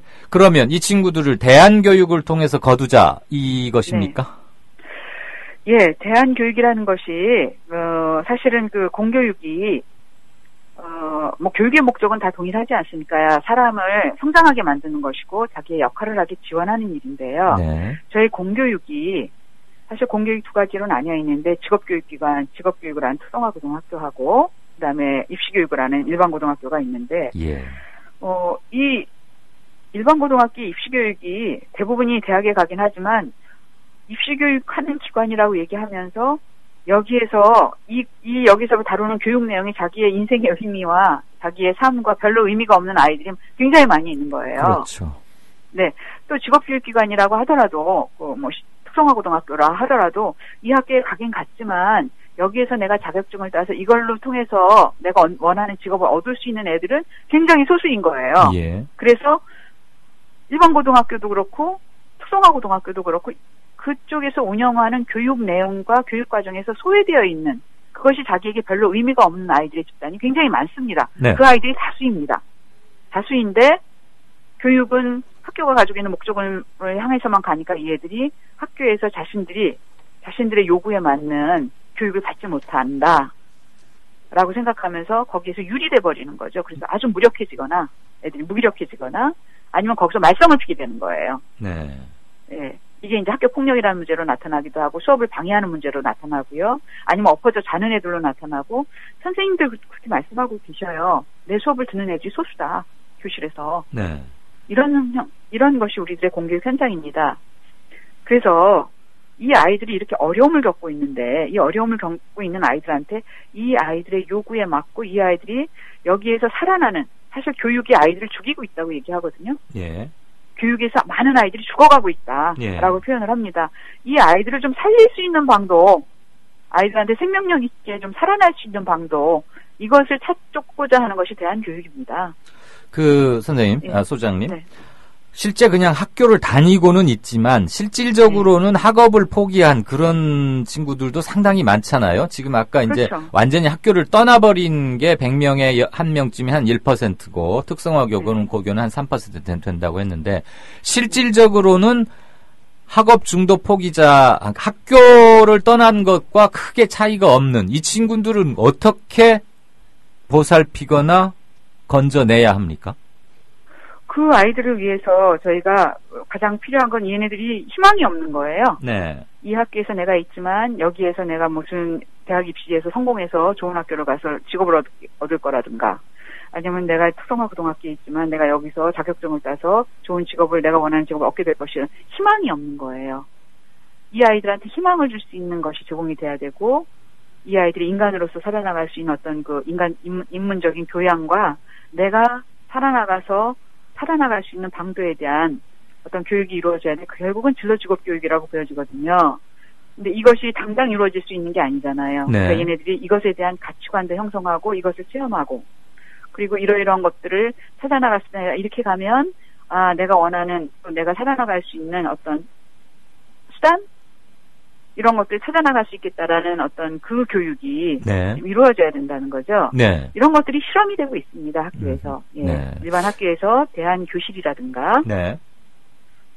이런 어떤 교육적 실험이 또 그 대한교육기관이 이제 별도로 대한학교들이 설립돼서 이런 것들을 실험하고 있는 학교들은 일어나고 있습니다. 예. 그렇지만은 공교육이 굉장히 많은 교육적 투자가 이루어지는 것이 공교육기관인데 사실 많은 교육적 투자가 있지만 우리가 투자하는 만큼의 효과는 애들한테 그 교육이 이루어지고 있느냐 네. 하는 점에서는 우리가 많이 회의적인 상황이라는 거죠. 그렇죠. 그래서 아이들을 살리는 교육이 돼야 된다라는 알겠습니다. 점에서 저는 대한교육을 너무 당연하신 말씀이라서 네네. 수긍은 가면서도 좀 공허하게 들리는 측면이 네. 조금은 있습니다. 아니 소장님을 탓하거나 그런 게 아니고 구체적으로 그럼 뭘 어떻게 해야 하느냐라는 질문이 자꾸 제기되는데 네. 이를테면 우리 사회 또는 교육계에서 대한학교를 보는 시선이 그렇게 따뜻하거나 곱지만은 않은 것 같아요. 예전보다 좋아지긴 네. 했지만 아직도 좀 뭔가 문제가 있는 아이들이 주로 가는 거거나 또는 학력 인정 여부 그다음에 네. 대한학교를 다니는 동안은 몇몇 이제 유명한 대한학교들 아이들은 굉장히 행복해 하는데 네. 나와서 대학을 가려고 할 때는 학력이 아무래도 좀 떨어지니까 일반 네. 학원이나 기숙학원 같은 데 가서 재수를 당연히 해야 하는 걸로들 생각하고 있는 경향이 있거든요. 네. 이런 거는 영원히 어떻게 접점을 찾을 수 없는 문제들일까요? 저는 제가 볼 때 그러한 불편함이 있지만 저는 교육이라는 것은 과정이고요. 네. 사실 지금 말씀하시는 그런 좋은 대안학교, 그래도 명망이 있는 대안학교를 예. 누릴 수 있는 아이들은요, 굉장히 소수고요. 예. 부모님들이 굉장히 훌륭하신 분들이어서 그런 어떤 선도적인 선택? 예. 이런 것들을 해서 아이들을, 잠시 그 학교 교육 과정 속에서 원하는 것을 배우고 의미 있게 배우면서 행복한 기간을 한 6년 동안, 중고등학교 6년 동안, 아니면 초등학교까지, 중고등학교겠죠, 주로, 예. 배웠다라고 얘기할 수 있고요. 그 아이들은 굉장히 소수입니다, 대한민국에. 예. 그렇지 않은 많은 아이들은 그냥 공교육에 남아있으면서 고통을 받고 있는 거예요. 예, 예. 네, 고통을 받고 있고, 저희가 하려고 하는 거는 지금 그렇게 해서 공교육 속에서 선생님들의 의지와 노력으로 아이들이 행복해지는 교육을 분명히 할 수 있고 그런 어떤 성공 사례들이 저희 학교 현장에서 나오고 있거든요. 네. 그러니까 그런 관점에서 선생님들의 노력이 좀 더 이루어져야 된다. 네. 이렇게 보고요. 지금 말씀하신 그 대한학교, 명망 있는 대한학교에서 나와서 재수학원을 다니면서 대학에 들어가는 루트 자체가 네. 그게 문제다라고 말씀을 하시는데 그것은 그동안 이루었던 중고등학교 교육 과정이 예. 의미가 있었기 때문에 투자는 약간의 치러도 되는 비용이다. 약간의 비용이다. 저는 그렇게 생각하고 알겠습니다. 있고요. 예. 그 대한학교까지 가지 않고 아이들이 네. 덜 불행해지는 게 실은 우리가 만들어줘야 하는 교육 환경 아니겠어요? 그렇죠. 예. 네. 근데 학교가 모두 그렇게 변해야 되는 건데 그 변화가 너무나 힘드니까 네. 사실은 그 대한학교들에서 시도하고 있는 그런 많은 그 교육적 교육적 시도, 교육적 성공 이런 것들이 공교육에서 이루어져야 되겠죠. 지금 교육부 예산 중에 말이에요. 네. 대한학교, 뭐 간디학교나 이유학교 등등등 굉장히 많을 텐데. 네. 지리산학교 이런 데도 들어가나요? 그건 잘 모르겠고. 이런 데에 나랏돈 지원해 준 게 있습니까? 일단은 교육부에서 설립한 공립형 대안학교가 네. 좀 있고요. 예. 그 다음에 그 인가된 대안학교들 중에 많은 부분은 사립 대안학교들입니다. 네. 사립학교들이에요. 사립학교들이기 때문에 일반적인 기준에서 네. 뭐 지원이 될 거라고 보여. 저희 한국이 네. 대안교육에 대해서 어떻게 국가가 잘 지원하는 체제로 되어 있지 않습니다. 네, 그거는 법이 미비해서 그렇습니까? 아니면 대한학교 자체를 교육기관으로 인정하지 않기 때문에 나랏돈을 안 주는 겁니까? 그거는 그 교육의 어떤 기반이 있다고 보고요. 그것이 이제 제가 이래저래 말씀드리기 조금 어려운 부분인데, 저희의 어떤 대한교육기관, 미인가 대한교육기관이나 이런 것들에 대한 어떤 국가와 그 기관 간의 어떤 조절? 네. 조절이라고 그럴까요? 어떤 교육의 자유와, 네네. 교육의 자유와 또 자유로운 교육에 대한 어떤 사회적, 성과에 대한 사회적인 예. 합의를 어떻게 이룰 것인가에 대한 조율이 좀 안 돼 있어서 예. 그렇지 않나 싶고요. 어떻게 보면은 이런 부분들이 좀 확대돼야 된다. 대한교육이 좀 확대되려면 국가가 좀 더 체계적으로 관심을 갖고 이 부분에 대한 어떤 정책적 노력이 좀 더 투입돼야 된다. 알겠습니다. 저는 이렇게 보고 있습니다. 마치 국회에 답변 나오신 장관님 같은 아주 이렇게 그런 답변을 듣고 있는 것 같은데 일부 대안학교에게는 그 교사들의 급여는 나랏돈으로 지급되는 데도 있고, 네. 어떤 데는 학부형들이 모아서 지급하기도 하고, 그런데 왜 그런 차이가 생기는 거죠? 아까 말씀드렸지만 공립형 대안학교는 국가 돈으로 운영이 됩니다. 네, 공립형. 네. 네, 사립학교는 국가가 지원하지 않습니다. 현재 대안학교 중에 공립형 대안학교 비율은 몇 %나 됩니까? 제가 그 학교 수를 지금 대략 퍼센트로 세어가지고 나오지 못했습니다. 저희가 인가된 대안학교가 한 61개인데요. 네. 그 중에 아주 소수일 거라고 제가 말씀드리겠습니다. 네, 전체 대안학교 중에서 공립, 인가받은 것은 매우 적다, 아직은. 아니죠. 전체 학교 중에 인가받은 대안학교가 적고, 예. 인가받은 대안학교 중에 사립이 많다. 사립이 많다. 거예요. 네, 그러니까. 결국 국가에서 지원받는 학교는 대단히 적을 수밖에 없다, 지금 이 말씀이신 거죠. 네네. 알겠습니다. 독일 사례, 이럴 때 꼭 외국 사례를 들으면은 자꾸 우리가 네. 더 허탈해지고 네, 힘이 그렇죠. 빠지는 건 사실인데, 어쨌거나 외국 사례를 알아둬서 나쁠 건 없으니까요. 독일에서는 학생들한테 일주일에 최대 6개 작업장에서 원하는 일을 배울 수 있도록 하는 시스템이 있다는데, 그거 우리한테는 아직은 시기상조입니까? 좀 이 부분은 하나의 제가 볼 때 유력형 대안학교들은 제가 여기서 좀 정리해 드릴 게 있는 것 같아요. 네. 대안학교나 대안교육이라고 얘기할 때 네. 방식이 네. 이렇게 아까 독립된 대안학교로 발전시키는 이런 독립된 교육기관으로 발전시키는 이런 대안교육 흐름이 있습니다. 예. 이 부분에 대해서 대안학교에 대한 지원이 유럽의 학교들은 한 60-70%를 정부가 재정 지원을 합니다. 예. 그렇게 한 대안학교, 이것은 일종의 사립학교랑 비슷하다고 보면 되겠어요. 예, 교육과정을 자유롭게 운영하고 교육 목적을 자유롭게 운영하는 특수 목적의 사립학교처럼. 대안학교다. 예. 네네. 이렇게 보시면 되겠고요. 또 하나는 이런 일반 공교육 체계 내에서 학교죠. 학교 내에 있는 학교에는 학생들이 있지 않습니까? 예. 이 학생들한테 이 아이들의 일반 교육 과정 속에 있지만 얘네들한테 필요한 대안교육 프로그램으로 지원되는 이런 대안교육 흐름이 있습니다. 예. 지금 저희는 한국에서는 이것을 대안교실이라고 얘기하고 있거든요. 교실. 학교 내 대안교실. 네. 학교에 이런 프로그램을 학교에 있는 아이들한테 다른 데 안 가고 학교에서 이런 대안적 교육 프로그램을 좀 수혜를 받을 수 있도록 하는 그런 어떤 프로그램들을 실험하고 있는데요. 네. 독일에서 저희가 이번에 독일의 사례를 소개한 것은요. 네. 이 경우는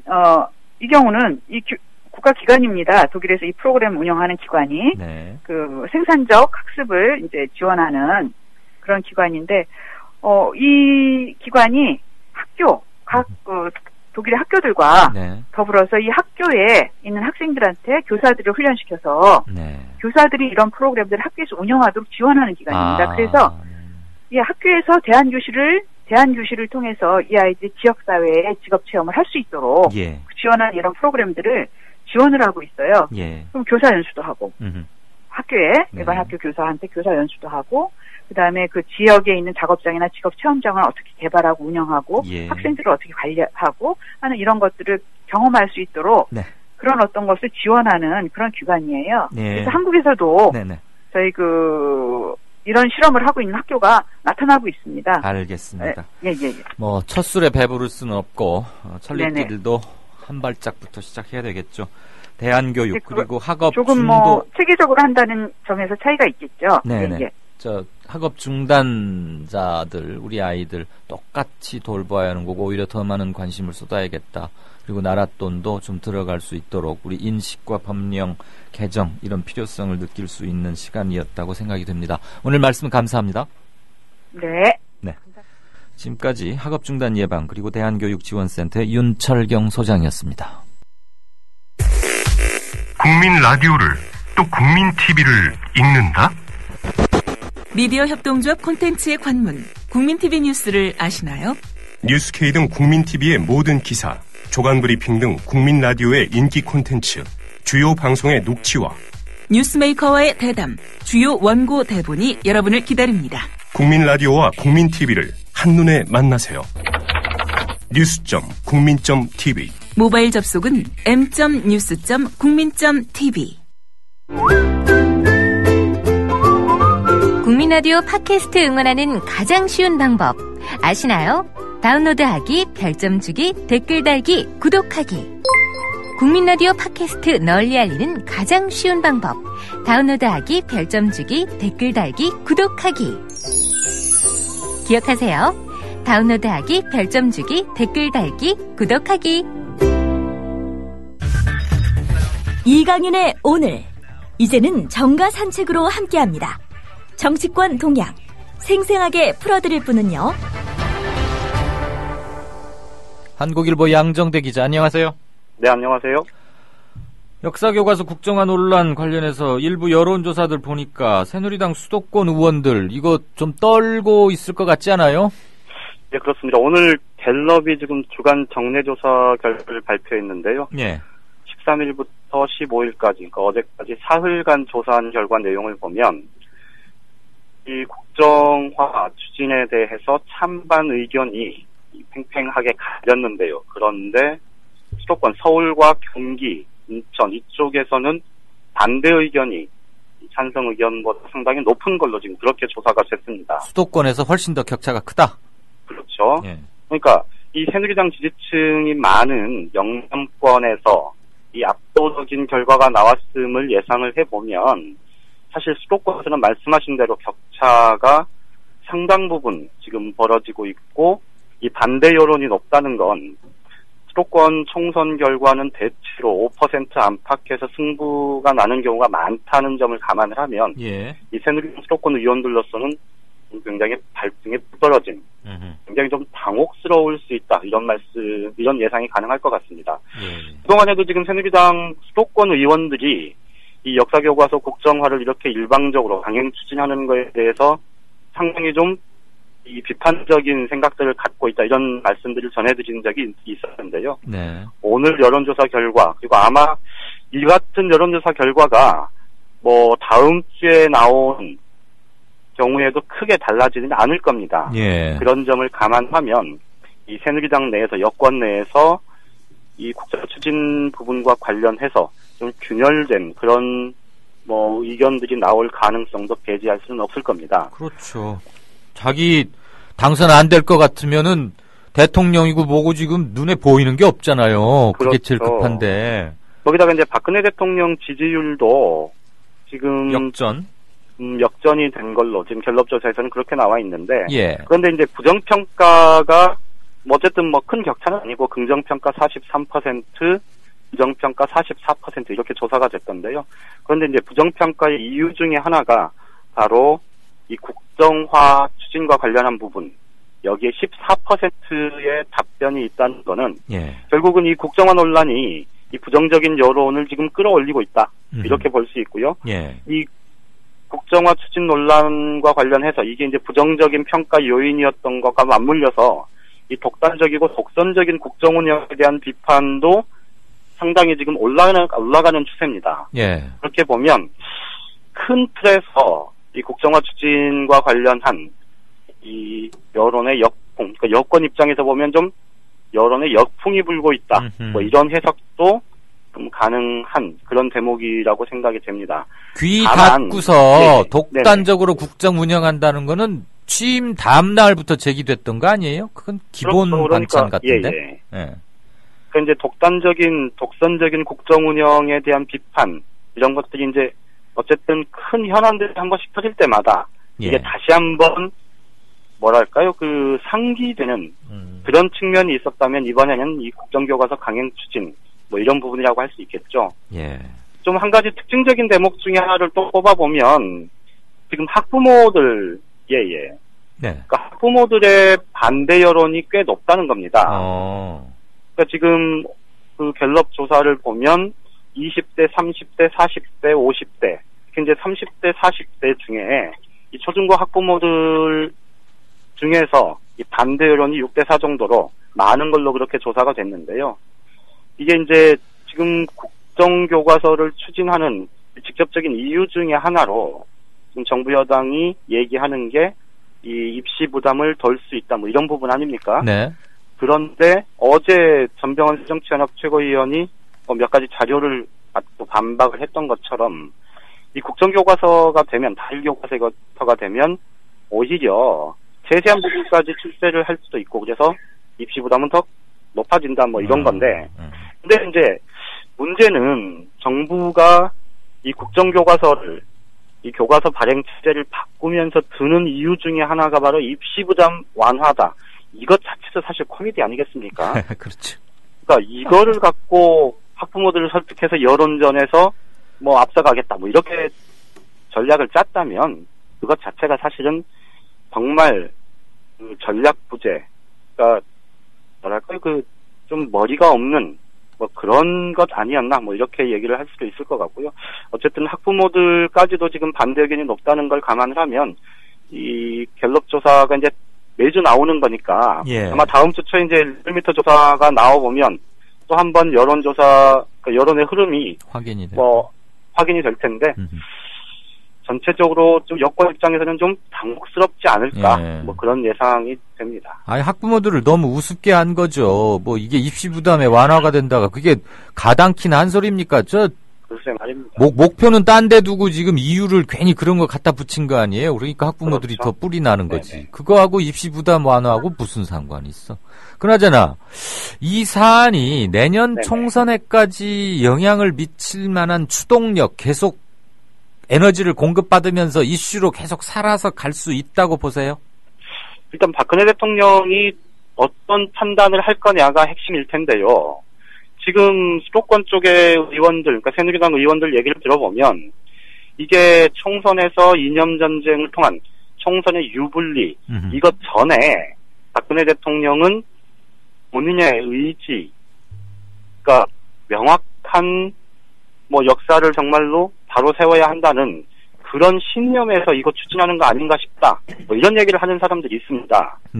그러니까 이게 총선에서 유불리 문제하고 좀 별개로 이거는 박근혜 대통령이 적극 추진하는 거고 결국은 뭐랄까요? 그 우리가 뭐 논란을 하다 보면 확신범이다 뭐 이런 표현들을 쓰는 경우도 있지 않습니까? 그러니까 그 박근혜 대통령의 이 교과서 국정화 추진은 오히려 좀 그런 쪽에 가깝다 뭐 이런 평가를 하는 새누리당 의원들이 있는데 그래서 어떻게 보면 이 총선의 유불리 문제는 뭐 당장 뭐 따질 수 있는 문제는 아니겠습니다만 어쨌든 상식적으로 생각해 보면 이 보수 진영의 이 틀이 훨씬 넓기 때문에 지금으로서는 이렇게 좀 극단적인 이념 논쟁으로 가면 보수층한테 불리할 게 새누리당한테 불리할 게 없다 이런 판단을 할 수 있을 텐데 다만 이게 수도권 쪽에서 결국은 승부처가 수도권인데 그렇죠. 수도권에서 어떤 여론이 형성되느냐에 대해서는 이 새누리당이 낙관만 하기는 어려울 것 같다. 뭐 이런 예상을 할 수 있고요. 그래서 이제 한편에서는 지금 2017년도부터 교과서를 쓰겠다. 그럼 1년 동안 집필해서 쓰겠다. 뭐 이런 것 아닙니까? 네. 이 기간을 조금 탄력적으로 이 교육부가 방침을 바꾸지 않겠느냐. 늦춘다. 그러니까 국정화 방침 자체는 명확하게 해놓고 대신 조금 1년이라는 그 시간 동안으로 정광석화처럼 하는 그 문제에 대해서는 조금 유연하게 가는 이런 쪽으로 해서 이 여론의 역풍을 조금 완화시키는 그런 방안도 고민해볼 수 있지 않겠느냐. 여권에서는 이런 얘기도 나오는 것 같습니다. 예. 대통령의 빗나간 효심이 아버지 복권시키고 명예 회복하고 싶은 이 빗나간 효심이 너무 큰 나머지 내년 총선 결과는 잠시 모르는 척 하는 거 아닐까요? 글쎄요. 근데 또 총선에서 180석 이런 목표치 세우고 있던데 지금보다 의석이 줄어들어서 만약에 여당 혼자 과반을 못한다면 만약에 그럼 이제 대통령으로서는 임기 2년 남은 앞으로 퇴임 때까지 굉장히 힘들어지는 거 아닙니까? 그렇죠. 레임덕 바로 올 거고 국회 안 돌아가고 하면은 수도권 몰라 아무튼 지금 좀 정상적이지 않아 보여요. 그렇지 않고서는 이럴 수가 없어. 그리고 이제 사실 이쯤 되면 수도권 의원들 중심으로 해서 이 국정화 추진과 관련한 이 비판적인 의견들이 나와야 맞는 거죠. 그렇죠. 그런데 청와대 무서워서 지금 입도 뻥끗 못하고 있는 거죠. 그러니까 어제 그래서 의원총회를 서둘러서 해서 국정화 추진을 당론으로 서둘러 결정한 것도 아마 그런 배경일 텐데요. 예. 어쨌든 말씀하신 대로 다소 좀 조급해 보이고 좀 치밀해 보이지 않는 그런 허점들이 굉장히 좀 많아 보이는 게 사실인 것 같습니다. 양 기자는 미국 신문은 잘 안 보죠? 그렇죠. 네, 저는 봐요. 대단하십니다. 네, 뉴욕타임스도 봤는데 미국 와서 나사 어디 가고 이런 거는 쬐끄맣게 나오고 한국 역사교과서 국정화가 더 크게 보도되던데요.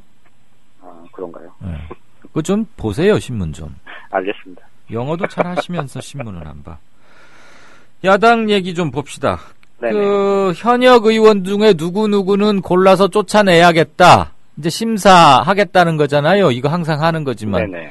그거 책임을 누구로 맡기느냐 가지고 지난번에도 맡았던 동국대 조은 교수한테 또 맡기려고 그러냐. 친노 너희들 너무한다. 이거 가지고 한동안 말이 많았는데 결국 네네. 그 조 교수한테 이거를 맡기네요. 네, 오늘 일부 언론에서는 돌아 도훈 교수가 됐다 이렇게 제목을 단 기사들도 있긴 하던데요. 예. 지금 새정치연합이 이제 공천혁신안을 확정을 하면서 이 선출직 공직자 평가위원회를 두도록 되어 있지 않습니까? 네. 거기서 이제 현역 의원들에 대해서 의정 활동 또 지역구 활동 담양 평가 이런 것들을 통해서 하위 20%를 걸러내겠다. 지금 이렇게 방침을 정한 상태고요.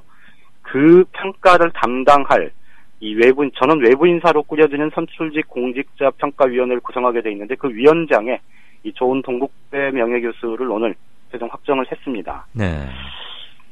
그동안에 말씀하셨듯이 이제 비노 진영에서 19대 총선 때 이 공천심사위원 중에 한 명이었고 그래서 친노 인사다 이래서 이제 반대가 좀 있었지 않습니까? 그래서 논란이 좀 있었는데 오늘 어쨌든 최종 확정이 됐고 이 선출 공직자 평가위원회에 이 위원 선임권이 지금 온전하게 위원장이 이 선임을 하게 돼 있습니다. 위원장이 추천을 해서 방에서 결정하게 돼 있는데 조은 교수가 어떤 역할을 어떻게 할지 그거는 지켜봐야 되고 실제로 지금 새정치연합 지지층 그리고 이 중도층 무당파층에서 그 평가의 결과에 따른 이 이른바 현역 의원 물갈이에 대해서 어느 정도 긍정적인 평가를 할지 여부는 이제 나중에 판단이 되겠습니다만 어쨌든 당 내에서 이 자칫 혁신안, 공천 혁신안 어렵게 만들어진 공천 혁신안이 무위로 돌아가는 것 아니냐, 혹은 이거 어떻게 하려고 하느냐, 뭐 이런 우려가 나왔던 거는 어쨌든 불식이 됐던 건 이제 오늘 뭐 그 우려를 불식시킨 건 맞는데요. 다만 지금 선출직 평가위원장 인선을 더 늦출 수 없는 시기적인 특성이 있었다고는 하지만 예. 지금 당 내에서 분명하게 반발이 있었던 그 인사가 다시 이제 결국 그 위원장에 선임이 된 것, 이게 앞으로 당 내 상황, 그렇지 않아도 지금 굉장히 복잡한 새정치민주연합의 개파 갈등 부분을 누군가 어떻게 맞물릴지, 이거는 조금 우려스럽다, 뭐 이런 예상도 해볼 수 있겠습니다. 근데 그 자리 가면은 자기 혼자 맘대로 할 수 있고 그런 거 절대 아니잖아요. 그렇죠. 그렇긴 하죠. 당연히 그렇고, 이게 이제 그런데 이제 위원장이라는 인선이 갖는 상징성이 있지 않습니까? 예, 지금 그 새누리당에서도 김무성 대표 측하고 이 청와대 친박계가 이 공천 룰을 논의할 특별기구 위원장을 누구로 앉히느냐, 뭐 이걸 두고 뭐 대두하는 지금 싸움을 하고 있는 것도 마찬가지일 텐데요. 예. 이게 이제 상징성 때문에 그게 갖는 정책 의미가 뭐 그게 이제 확대 해석이 되는 건데, 말씀하신 대로 누가 되든 이게 특정인 때문에 뭐 상황이 완전히 뒤바뀌거나 그럴 가능성이 높지는 않겠죠, 당연히. 예. 어쨌든 그 이왕에 지금 지난달 20일까지 했어야 할 인선이 이왕에 늦춰졌었다면, 네. 비박계 그 당내 비주류 쪽에서도 비노 진영에서도 크게 문제 삼기 어려운 그런 인선을 조금 더 했어야 되는 것 아닌가, 뭐 이런 얘기는 충분히 해볼 수 있지 않나 싶습니다. 그렇겠네요. 주말에 뭐 정치권에 예정된 굵직한 행사나 모임이나 누구 회동 이런 거 있나요? 글쎄요, 제가 오늘 특별히 그 부분은 챙기지 않고 아직은 없고요. 뭐 다음 주 주요 일정 뭐 정보 보고 올리고들 막 그러잖아. 알겠습니다. 좋은 교수라 좋은 선택을 하기 바랍니다. 지금까지 정가산책 한국일보 정치부의 양정대 차장이었습니다. 고맙습니다. 네, 고맙습니다. 네, 잠깐 댓글 보고 작별하죠. 화장실에 안 들어가고 왜 그러고 있니? 좌변기 고영주. 좌변기는 좌파가 쓰는 변기라서 고영주 씨는 그거 안 쓴답니다. 그럼 어디서 일을 보시나? 오동팔님 고맙습니다. 이게 어느 신문에 난 거죠? 경향신문인가요? 모르겠다. 출처가. 극장에서 영화 사도 보고 와서 지금 뒤늦게 출첵합니다. 네, 저 여기 보고서 그 영조가 이렇게 뭐 경우에 없는 말, 무례한 말 이렇게 듣고 나면은 시종 이렇게 귀 씻는 물을 담고 있는 대야 같은 걸 시종이 들고 있다가 이리 가져와! 그래가지고 이렇게 귀 씻어내잖아요. 그거 봤습니다. 그게 인상적이더군요. 가끔 이렇게 경우에 없는 말들, 흠집내기, 공격성, 누가 봐도 공격성이 분명한 또는 아주 개인의 사생, 미묘한 이런 것들을 흠집낼 목적으로 막 이렇게 게시판 같은 데 쓰는 글들을 보면 제가 그 영조의 그 귀 씻어내는 물, 그게 생각이 났습니다. 저도 영화 사도를 보고 나서. 종합 게시판 얘기인데요. 어떤 분은 그런 호소만 하지 말고 처벌을 해야 된다. 많은 논의 중인데 기본적으로 우리가 어느 수준을 공유하고 있다. 이런 걸 좀 느낄 수 있어야 되겠고 자정 기능이 강해져야 합니다. 그런 얼토당토하는 얘기를 하고 분란을 조장하는 사람들은 꾸짖어서 조리돌림 그런 거 있지 않습니까? 예전에 우리 그 전통 문화에도. 아무튼 못 볼 걸 보았다 생각하시면 눈이나 귀를 씻어내십시오들. 오케이 마리님, 아베도 국정화하는 얘기는 차마 안 한다. 새로 만든 그 교과서를 좀 채택해서 배우자는 거지. 아베 욕할 것도 없다. 우리는 그보다 더한 짓거리 하고 있는 거 아니냐 이랬고. 중년 하이디님, 대안학교 교육비가 상상을 초월한다고 들었다. 그런 데서마저도 빈부격차 이래야 하느냐. 참 슬프다. 이런 말씀이셨습니다. 이강윤의 오늘이 준비한 순서는 여기까지입니다. 한 주가 또 지나갔습니다. 깊어가는 가을과 함께 차분한 가을 정취 누리시고 주말 건강히 보내시기를요. 다음 주 월요일에 다시 뵙겠습니다. 감사합니다.